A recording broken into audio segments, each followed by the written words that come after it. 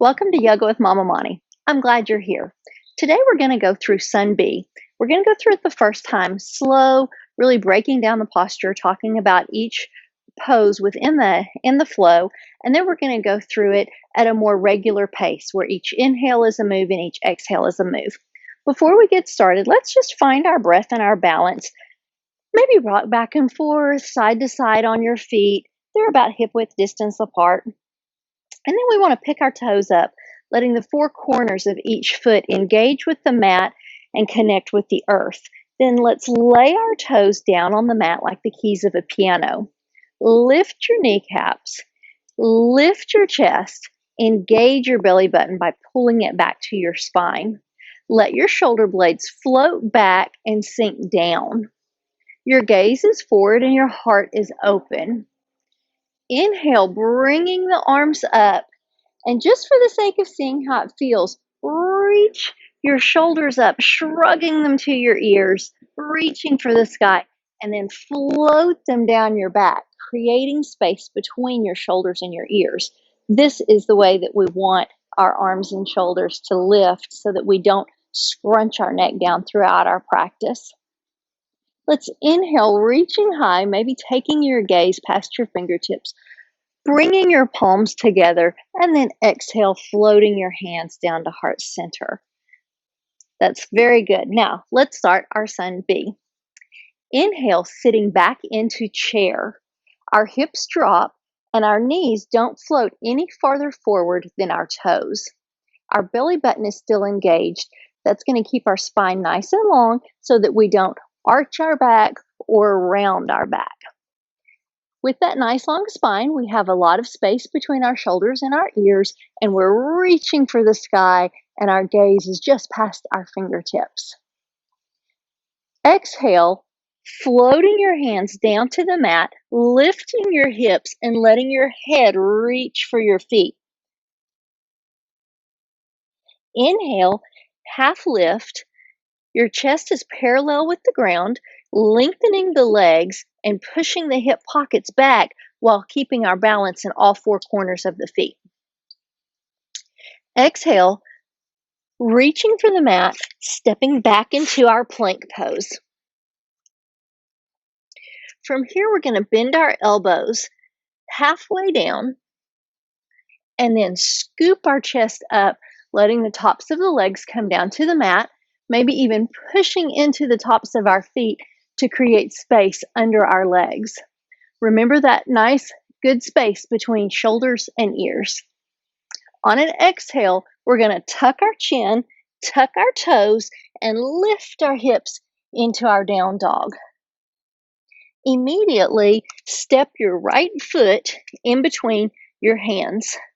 Rotate your back heel down, and then pushing into that front foot, inhale, bringing your body up and finding Warrior One.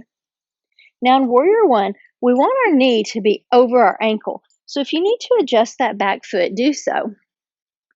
Think about keeping your hips squared up with the mat. So on this side, we're pulling our right hip back and letting our left hip push forward. You'll find that gets nice and deeply into that front hip flexor on the left side. Inhale the arms up, remembering that space between the shoulders and the ears. Engage your hands by widening your fingers, feeling your arms strengthen, and your gaze is just past your fingers. Exhale, reaching for the mat, stepping back into our plank, and lowering halfway down for chaturanga, and then scooping up to our up dog, maybe even pushing into our feet to create that space. Exhale, tuck your toes, tuck your chin, lift your hips for down dog, and immediately bring your left foot forward in between your hands. Rotate the back heel down, push into the front foot, and lift your chest coming into Warrior One. Again, we want to keep our heart, our shoulders, and our hips squared up with the mat. So you might have to think about pulling your left hip back and pushing your right hip forward. Arms are reaching for the sky, and that front knee is over the front ankle. Exhale, reaching for the mat. Step back into your plank, halfway down for chaturanga, and then inhale, scooping to up dog. Exhale, tuck your chin, tuck your toes, lift your hips. And now that we're in down dog, let's stay here for 3 to 5 deep breaths. And while we're doing that, let's go through a checklist. Fingertips are pushing so hard into the mat that it lights up our fingernails. There's a little air pocket under each palm. Our elbows have a little microscopic bend, and we have a lot of space between our ears and our shoulders. Our hands are pushing into the mat. Let's nod our head yes, shake it no, nod it yes again to remove all the tension from your neck. Your gaze can be through your knees or maybe up at your belly button. Spine is nice and long. Your heart is reaching for the mat. Your hip pockets are reaching for the sky, and your heels are reaching for the mat. Maybe even lift your kneecaps to engage your legs. One more nice deep breath in, and an exhale. On your next inhale, let's soften the knees, bring your gaze to your fingertips, and then exhale, float or walk your feet to your hands. Inhale for that half lift, chest is parallel with the ground, hip pockets are reaching back, and we're balanced on all 4 corners of each foot.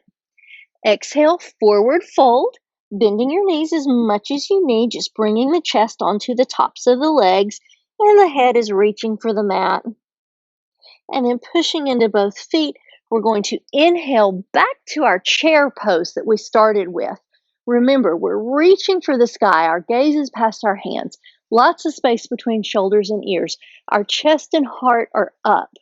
Our spine is straight. Our belly button is pulling in. Our knees aren't floating any further than our toes.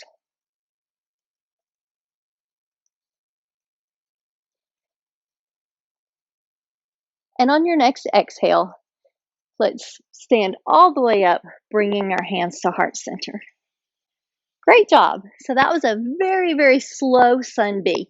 Now we're going to run through that same sequence, but we're going to do it a little more on tempo.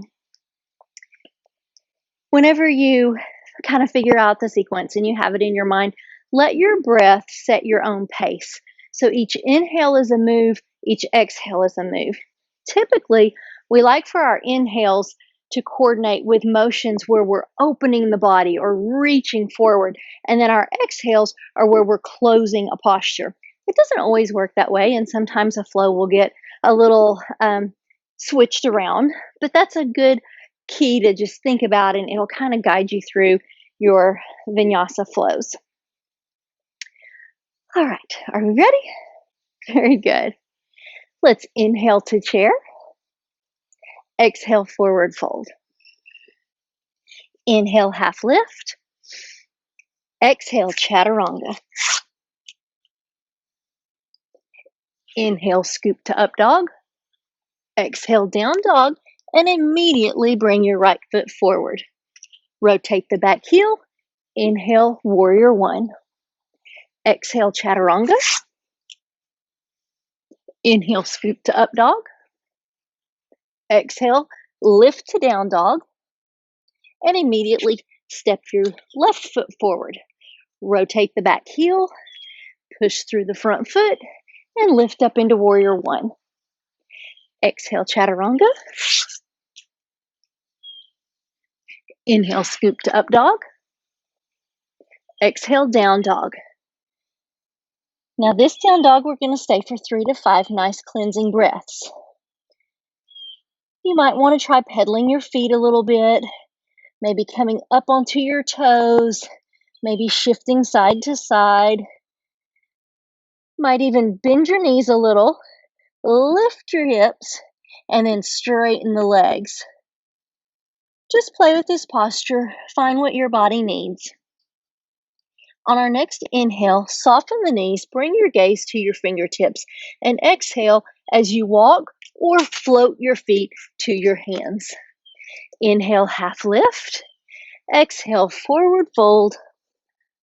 Inhale to chair and exhale, standing up. Samasahiti, hands to heart center. Very good. So that's our Sun B. Have fun practicing it with love and hugs. Thanks for practicing with me today. I'm Ashli Montgomery.